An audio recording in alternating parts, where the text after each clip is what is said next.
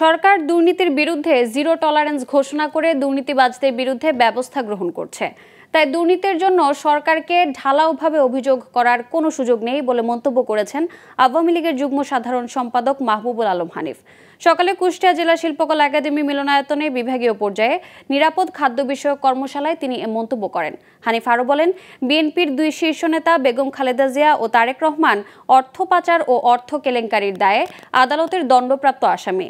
সেই দলের নেতাদের মুখে দুর্নীতির বিরুদ্ধে কথা মানায় না। দ্রব্যমূল্য বৃদ্ধি প্রসঙ্গে হানিফ বলেন, সারা বিশ্বে জিনিসের দাম বেড়েছে, সরকার যতটা সম্ভব নিয়ন্ত্রণের চেষ্টা করে যাচ্ছে।